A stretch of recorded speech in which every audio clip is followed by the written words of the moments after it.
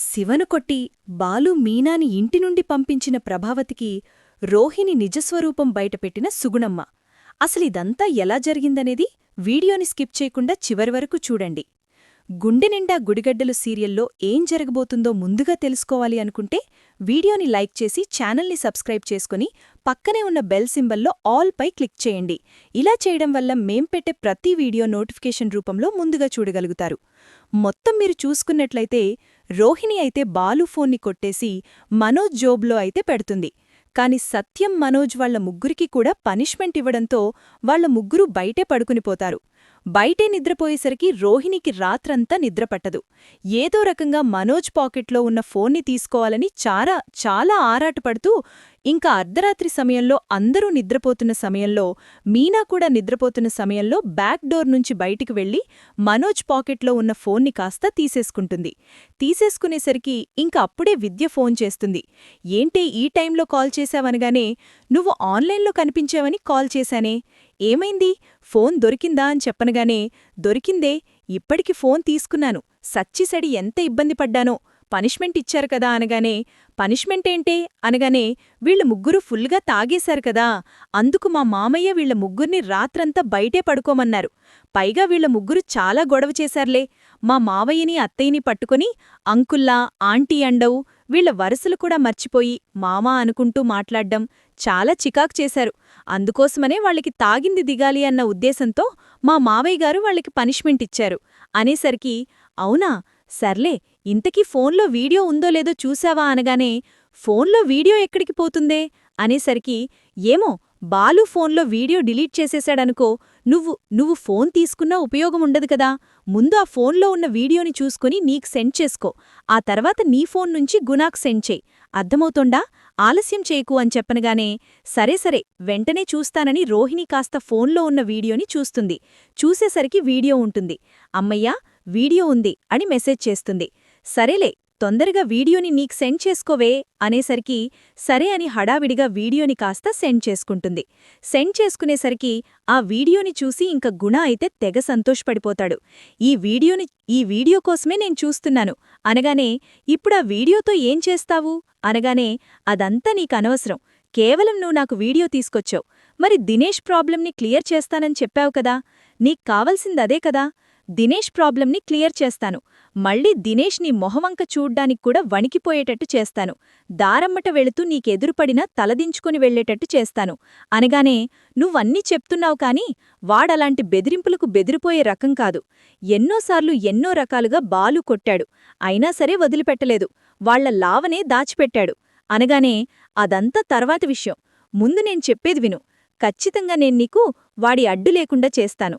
నాకు వీడియో పంపించేవు కదా, జాగ్రత్త, ఆ వీడియో నీ ఫోన్లో లేకుండా చూసుకో అని చెప్పనగానే, సరేనా. ఇంక రోహిణి ఏం చేస్తుందంటే, చాలా తెలివితేటలుగా తన ఫోన్లో లేకుండా చూసి ఆ వీడియోని కాస్త విద్య ఫోన్కి పంపించేస్తుంది. అదేంటే నాకు పంపించావు అనగానే, నా ఫోన్లో ఉంటే రిస్కే, అందుకని నీకు పంపించాను అనేసరికి, సర్లే, ఇంక వీడియో వచ్చింది కదా, పడుకో ప్రశాంతంగా అనగానే, అలాగే అని ఇంక రోహిణి పడుకుంటుంది. మరుసటి రోజుకి వీడేం చేస్తాడంటే, ఆ వీడియోలో గుణ కనిపించకుండా సెట్ చేసి, వాడు కనిపించకుండా చేసి మిగిలిన శివ అంతా కనిపించేటట్టుగా వీడియోని సెట్ చేసి ఆ వీడియోనైతే సోషల్ మీడియాలో పెట్టేస్తాడు. పెట్టేసేసరికి వీడియో బాగా వైరల్ అయిపోతుంది. ఇంక రోహిణి చాలా ఆలస్యంగా నిద్రలేచేసరికి విద్య ఫోన్ చేస్తుంది. ఏంటే, రాత్రి ఈ టైం వరకు మాట్లాడావు, మళ్ళీ ఇంత ఉదయాన్నే గుర్తొచ్చేశానా, ఉదయాన్నే ఫోన్ చేసేశావు, నువ్విచ్చిన వీడియో సోషల్ మీడియాలో హల్చల్ చేస్తోంది, అందుకే ఫోన్ చేశాను అనగానే, ఏంటి అనగానే, అవును, కావాలంటే ఒకసారి చూసుకో అని చెప్పి లింక్ ఫార్వర్డ్ చేసేసరికి వెంటనే అది చూసి ఒక్కసారిగా షాక్ అవుతుంది. అదేంటే, వీడియోలో గుణ కూడా ఉండాలి కదా, వాణ్ణి లీక్ చేసుకుంటాడేంటి, శివ మీద కోపం పెంచుకున్నాడు. ఇన్ని రోజులు శివ వాడి దగ్గర పనిచేశాడు కాబట్టి వాడు చెక్కు చేతల్లో ఉన్నాడు. ఎప్పుడైతే శివ వాడి దగ్గర పనిచేయడం మానేశాడో వీడు తట్టుకోలేకపోతున్నాడు. అందుకే ఆ వీడియోని అడ్డుపెట్టుకుని ఈ రకంగా శివ జీవితం నాశనం చెయ్యాలని చూశాడు. నువ్వివేమీ తెలియక నీ ప్రాబ్లం నుంచి బయటపడ్డం కోసం శివ వీడియో తీసుకెళ్లి వాడికిచ్చావు. శివ జీవితాన్ని నాశనం చేశావు. తప్పులు చాలా చేస్తున్నావే, తప్పులమీద తప్పులు, ఎన్ని తప్పులు చేస్తున్నా నీకు ఆ భగవంతుడు ఖచ్చితంగా ఏదో ఒకరోజు శిక్ష విధిస్తాడు. ఇదైతే ఖచ్చితంగా జరుగుతుంది అని చెప్పి ఇంక విద్య కాస్త అంటుంది. ఇప్పుడా విషయం చెప్పడం కోసమా నాకు ఫోన్ చేశావు అని చెప్పి ఇంక ఫోన్ కాస్త పెట్టేసేసరికి ఈ వీడియోని నేను చూపిస్తాను. బాలు మీనా ఇంట్లో ఉంటే ఎప్పటికైనా నాకు ప్రమాదమే. వాళ్ళు ఇంట్లో ఉండకుండా ఇంటినుంచి బయటికి వెళ్ళిపోవాలి అంటే ఇదొక్కటే అవకాశమని చెప్పి ఇంక బాలు మీనాని ఇంట్లోనుంచి బయటికి పంపేయాలన్న ఉద్దేశంతో గబగబా రోహిణి రెడీ అయి కిందకొస్తుంది. అత్తయ్యా అత్తయ్యా అంటూ వచ్చేసరికి ఏమైంది రోహిణీ, మీరు ఉదయం నుంచి ఫోన్ తీయలేదా అనగానే లేదు రోహిణీ, తలపోటుగా ఉందని ఫోన్ ముట్టుకోలేదు. ఇంతకు ముందొకసారి హాస్పిటల్కి వెళితే అలానే చెప్పారు, కొంచెం హెడాక్ అనిపించినప్పుడు ఫోన్ ముట్టుకోవద్దని. అందుకే ఫోన్ తీయలేదు రోహిణీ, ఏమైంది అని చెప్పనగానే ఏమైందా, ఒక్కసారి వీడియో చూడండి మీకే తెలుస్తుందని తన ఫోన్లో ఉన్న వీడియోను కాస్త చూపిస్తుంది. చూపించేసరికి ఒక్కసారిగా షాక్ అయిపోతుంది ప్రభావతి. ఏంటి, ఆ రోజు నేనా డబ్బులు తీసుకువెళుతుంటే దొంగతనం చేసింది శివానా అని చెప్పి అనేసరికి అవునాంటీ, ఇదిగో వీడియో సోషల్ మీడియాలో వైరల్ అవుతోంది, ఇప్పటికే చాలామంది చూసేశారు అంటూ చెప్పడంతో ఏం మీనా అంటూ పిలవడంతో ఏంటే మీనా, నీ తమ్ముడు మంచివాడిగా మారిపోయాడు అంటూ చెప్పావు కదే, ఆ రోజు బండి దొంగతనం ఏదో తెలిసి తెలియక చేశాడు, మా నాన్న చనిపోయాక అలాంటివన్నీ వదిలేశాడు అని చెప్పావు, మరి ఇదేంటే అంటూ ఇంక వీడియోని చూపించేసరికి ఒక్కసారిగా షాక్ అయిపోతుంది మీనా. అయితే ఇది అనగానే అదేనే, మొన్న బాలుగాడు 1,00,000 రూపాయలు దొరికాయని చెప్పి తీసుకొచ్చాడు కదా, ఆ 1,00,000 రూపాయలు దొంగతనం చేసింది వీడే. మరి వీడు దొంగతనం చేస్తే వాడెందుకు తీసుకొచ్చాడు, బహుశా వీడికి దొంగతనం చేసింది వీడే అన్న విషయం తెలుసనుకుంటా, ఎక్కడ విషయం బయటపడిపోతుందేమోనన్న భయంతో ఇలా ప్లాన్ చేశాడు. సూపర్, చాలా తెలివిగా చేశాడే బాలు అంటూ మాట్లాడేసరికి ఏంటి ప్రభా, ఏంటి నువ్వనేది అనగానే కావాలంటే చూడండి, క్లియర్గా నా దగ్గర నుంచి హ్యాండ్ బ్యాగ్ని తీసుకెళ్లి 1,00,000 రూపాయలు తీసేసుకుని బ్యాగ్ని రోడ్డు మీదికి విసిరేశాడు. కావాలనే చేశాడు ఇదంతా. నువ్వు అడ్డవస్తే ఏదైనా చేయడం కోసం తన దగ్గర ఏదో పెట్టుకునే ఉంటాడు అని చెప్పి మాట్లాడేసరికి ఇంత దారుణంగా ఇంత ద్రోహం చేస్తారని అస్సలు అనుకోలేదు అత్తయ్య అంటూ ఇంక రోహిణి అయితే ప్రభావతికి ఇంకా ఎక్కిస్తూ ఉంటుంది.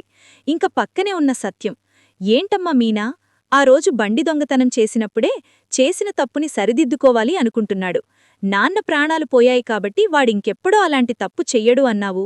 ప్రభావతి దగ్గర డబ్బులు కొట్టేయడమేంటమ్మా, అసలు వాడికి బోజ్ఞానం ఉందా, వాడి వయసెంత, చదువుకోవడం మానేసి ఇలాంటి పని చేస్తాడా, అందుకే ఆ రోజు బాలు వాడి చెయ్యి విరగ్గొట్టినట్టున్నాడు.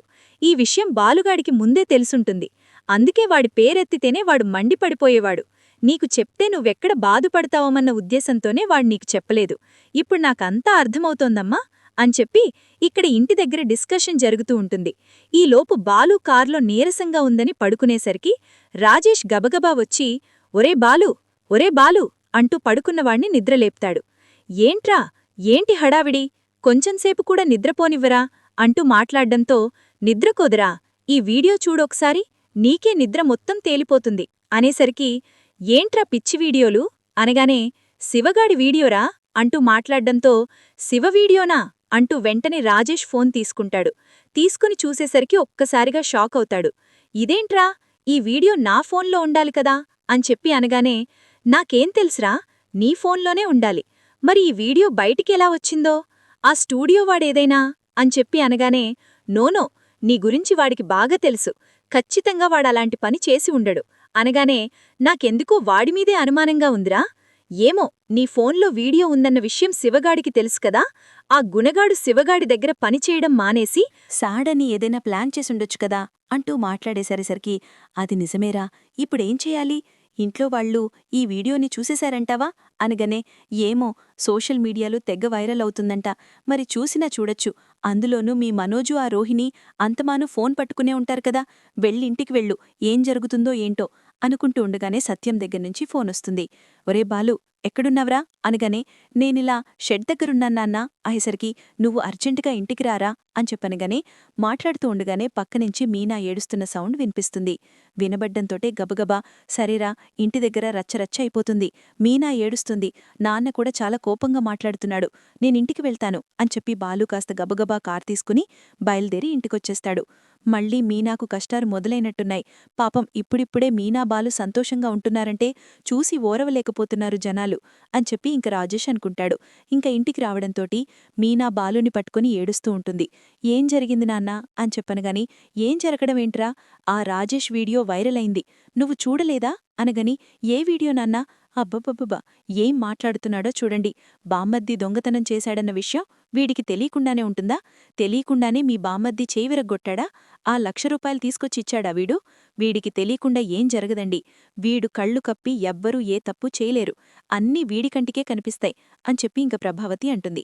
ఈవిడ ఫ్లోలో ఉన్న బాలుకే అన్నీ బాగా కనిపిస్తాయి, ఏదో ఒకరోజు నా బండారం కూడా ఈ బాలుయే బయటపెట్టే అవకాశం ఉంది అని చెప్పి ప్రభావతి కాస్త అనుకుంటుంది.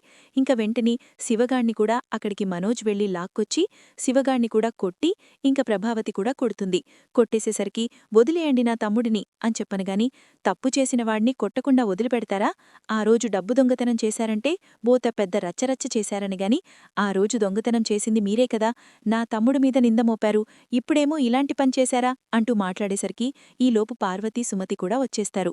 ఏరా దరిద్రుడా, నీ వల్ల మీ నాన్న పొట్టను పెట్టుకున్నావు, మేము కూడా ప్రాణాలు తీసుకునే వరకు నువ్వు ఊరుకోవా ఏంటి అంటూ సుమతి తిట్టేసేసరికి, ఇంక ఆపుతారా, వాడేదో మా అమ్మ మీనాను బాధపెడుతోందని ఆ కోపంలో చేశాడు, అంతే తప్ప వేరే ఉద్దేశమేమీ వాడికి లేదు, అది మీరర్థం చేసుకోకుండా ఎందుకు వాడిని బాధపెడతారు, వాడి గురించి కొంచెమైనా ఆలోచించండి అంటూ చెప్పేసేసరికి, ఇంక ఏం అంటూ బాలు చెప్పేసేసరికి, ఒక్క నిమిషం కూడా ఇంట్లో ఉండడానికి వీల్లేదురా, ఇప్పుడే ఈ క్షణమే వీళ్ళిద్దరూ నా ఇంట్లోంచి వెళ్ళిపోవాలి అని చెప్పనుగాని, వాళ్ళెందుకు వెళ్ళిపోతారు అని చెప్పనుగాని, తప్పు చేసినప్పుడు వెళ్ళిపోవాలి కదండి, వెళ్ళిపోయి తీరాలి, ఎందుకంటే వీళ్ల వల్లే నా పరువు పోయింది, ఆ రోజు అందర్లోనూ నన్ను దోషిలా నిలబెట్టింది వీడే, వీడి వల్లే, వీడు తీసుకువెళ్లిన ₹1,00,000 వల్లే నేనిల్లు తాకట్టు పెట్టిన విషయమో బయటపడింది, బాలుగాడు నేనేదో నేరమో హత్యో చేసినట్టుగా డైనింగ్ టేబుల్ని బోన్చేసి మరీ బోనులా నిలబెట్టాడవాడు, వీళ్ళు ఒక్క క్షణం ఇంట్లో ఉండడానికి వీల్లేదు అంటూ మీనా బాలుల్నైతే ప్రభావతి గబగబా వెళ్లి బ్యాగులు సర్ది ఇంట్లోనుంచి బయటకు గెంటేస్తుంది. గెంటేసేసరికి ఇంక మీనా బాలు ఇద్దరూ కూడా ఇంట్లోనుంచి వెళ్ళిపోతారు. వెళ్ళిపోవడంతోటే సుగుణమ్మ ఆ రోజే బయలుదేరి విద్యవాళ్ళింటికి వస్తుంది. విద్యవాళ్ళింటికి రావడంతోటే వీళ్ళిద్దరూ ఓ తెగ సంతోషపడుతూ, మొత్తానికైతే ఆ మీనా బాలు ఇంటినుంచి వెళ్ళిపోయారే, నాకు చాలా చాలా సంతోషంగా ఉంది, ఇంక వాళ్ల లడ్డూ నాకు ఎప్పటికీ ఉండదు, లేదంటే బాలుకి స్పై కళ్ళున్నాయే, ఎవరు ఎప్పుడు ఏ తప్పు చేసినా బాలు కంట్లోనే పడతారు, మనోజ్ చేసిన ప్రతి తప్పు బాలు కంట్లోనే పడింది, ఇంక ఎవరు చేసిన తప్పైనా బాలు కంట్లోనే పడుతుంది, సో అందుకని బాలుని ఇంట్లోనుంచి బయటకు పంపించేశారు. ఇంకా అలాగని సంతోషపడుతూ ఉండగా, దుర్మార్గురాలా ఏం చేశావే, ఆ బాలు మీనా ఏం చేశారే వాళ్ళు, ప్రతిక్షణం నా కొడుకుని దత్తత తీసుకుంటాము అని చెప్పినందుకుగాను వాళ్లని నాచేత దూషించావు, వాళ్ళింకెప్పుడూ నా ఇంటి గడప తొక్కకుండా చేశావు, అలా ఇప్పుడు మళ్ళీ ఇంటినుంచి బయటకు పంపించేశావా, తప్పుల మీద తప్పులు నువ్వు చేస్తూ వాళ్లనింట్లోనుంచి బయటకు పంపించేయడమేంటే, నీకసలు బుద్ధిజ్ఞానం ఉందా అసలు అంటూ మాట్లాడేసరికి, ఏంటమ్మా నువ్వు నా గురించి ఆలోచించకుండా, నా గురించి నిర్ణయం తీసుకోకుండా వాళ్ల గురించి ఆలోచిస్తావేంటి, వాళ్ల గురించి నిర్ణయం తీసుకుంటావేంటి, అసలు నువ్వు నా గురించి ఆలోచించవా అంటూ చెప్పేసేసరికి, నీ గురించి నేను ఆలోచించడమేంటే, ఆలోచించవలసిన అవసరం లేదు, అయినా ఎవరి గురించో నువ్వు ఆలోచించుకుంటున్నావు తప్ప నీ గురించి నువ్వు ఆలోచించుకోవా ఏంటి అంటూ మాట్లాడేసరికి, అది కాదమ్మా, వాళ్ల వల్ల నాకు ఎప్పటికైనా ప్రమాదమే, వాళ్లుంటే నాకు ఏ రోజుకైనా రిస్కీ అవుతుంది, అందుకనే వాళ్లనింటినుంచి బయటకు పంపేశాను, ఇప్పుడు ఏ గొడవ గోలా లేదు, హ్యాపీగా నేనుండొచ్చు అంటూ చెప్పేసేసరికి ఇంక సుగుణమ్మ చాలా బాధపడుతుంది. ఇంక చింటూ ఇద్దరూ కూడా గదిలోకి వెళ్ళిపోయి సుగుణమ్మ బాధపడుతూ ఉంటుంది. అమ్మమ్మ మీనా ఆంటీ బాలు అంకల్ చాలా మంచివారు కదా, మరి వాళ్ళనెందుకమ్మా ఇలా బాధపెడుతోంది, వాళ్ళని ఇంట్లోనుంచి బయటకు పంపించడమేంటమ్మమ్మా అంటూ ఇంకా బాధపడుతూ ఉంటాడు. అంతేరా, నీ అమ్మ చేసిన తప్పులు కప్పిపుచ్చడం కోసం నీ అమ్మ తప్పుల మీద తప్పులు చేస్తూ ఇన్ని రోజులు బాధపెట్టింది, అందుకని ఇప్పుడు మళ్ళీ ఎదుటివాళ్లని బాధపెట్టాలని నీ అమ్మ చూస్తోందిరా, నీ అమ్మ అసలు మనసు మంచిది కాదు, నీ అమ్మసలు మంచిదే కాదనిగానే, యమ్మా ఏం చేస్తున్నావో నీకర్థమవుతోందా, ఆ బాలు మీనాల గురించి మంచిగా చెప్తూ నన్ను చెడ్డదాని చేయాలనుకుంటున్నావా, అసలు నీకు బుద్ధిజ్ఞానముందా అనగానే, కన్నతల్లినే నేను, నన్ను పట్టుకుని బుద్ధిజ్ఞానముందా లేదా అని అడుగుతావేంటే, నీకేమైనా పిచ్చి పట్టిందా ఏంటి అనగానే, అవునమ్మా నాకు పిచ్చే పట్టింది, పిచ్చి పట్టకపోతే ఇంకేం పడుతుంది, నువ్వు ఇంత దారుణంగా ఇంత ద్రోహం చేసి నన్నింత బాధపెడుతూ ఉంటే పిచ్చే పడుతుందే నాకు అంటూ మాట్లాడేసరికి ఇంక బాగా గుర్తొచ్చింది, బాగా బుద్ధొచ్చింది, సరే వెళ్తామని చింటూని తీసుకుని అక్కడ్నించి వెళ్ళిపోతుంది. ఎందుకే మీ అమ్మ మీద అలా సీరియస్ అవుతావ్? పాపం మీ అమ్మ చిన్నప్పటినుంచి ఎంత కష్టపడింది? నువ్వు అక్కడ్నించి వచ్చాక చంటి పిల్లోణ్ణి చూసుకోవడం ఎంత కష్టమో? ఒక వయసొచ్చాక పిల్లల్ని చూసుకోవాలి అంటే ఓపికుండద్దా? అదర్థం చేసుకోకుండా ఎందుకే బాధపెడుతున్నావు మీ అమ్మని? అంటూ చెప్పేసేసరికి, అంటే ఇప్పుడేంటి, నేను బాధపెట్టానని నువ్వోకే బాధపడిపోతున్నావా అని చెప్పనుగాని, అవును, బాధపెట్టావని బాధపడుతున్నాను. నువ్వు నన్ను ఇబ్బంది పెట్టొద్దు. దయచేసి నన్నిక్కడికి రమ్మంటావా, లేక ఇక్కడ్నించి వెళ్ళిపోమంటావా అని చెప్పనుగాని, నువ్వే ఉండవే, నాకే పనుంది అని చెప్పి రోహిణీ విద్య కాస్త వెళ్ళిపోతుంది. ఇంటికి వెళ్ళిపోయిన సుగుణమ్మ చాలా బాధపడుతుంది. ఇది చేసిన తప్పులు బయటపెట్టాలి. మంచివాళ్లైన మీనాబాలుల్ని ప్రభావతిగారు తప్పుగా అర్థం చేసుకున్నారు. వాళ్ళని క్షమించమని అడగాలి అని చెప్పి వెంటనే ఇంక ప్రభావతికి ఫోన్ చేస్తుంది.